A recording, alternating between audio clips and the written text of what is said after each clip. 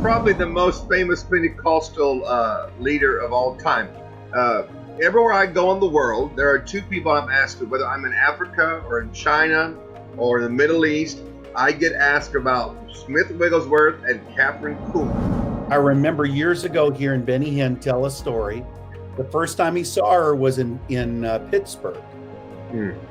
And he said, and a man was in the back of the building and he was dying of cancer. His wife was. And so Catherine said, bring the woman up for prayer. I could see everything as clear as day. And when Catherine waved, come to the table of the Lord, she said, in her funny way, he said a wind began to blow. So she would that one of her things that she just lay hands on you until she felt it flowing. And when it quit, then she knew she was going to go pray for the next person. So until she felt that, she would not do it. So that's why she probably did that, because she would do that often, pray for people like that, until she felt the anointing stop flowing. She would take her hands off. I was talking about Kenneth Hagin before.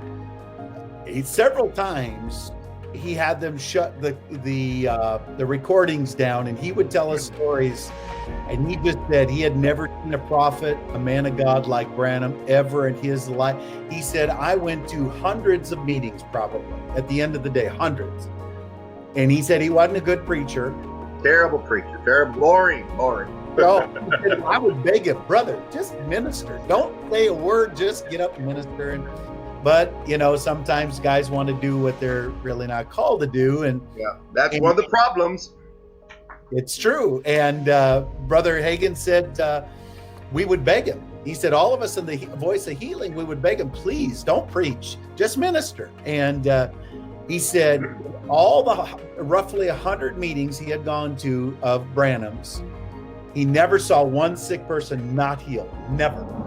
In South Africa, and the Lord called him up and began to take him from South Africa to the nation of Wales into a mental ward of a hospital, and walks down the hallway into the room and sees the door open there, the whole thing, ministers to a girl, and she comes back into her right mind, and he walks out and goes back down the corridor, and then God brings him back to South Africa.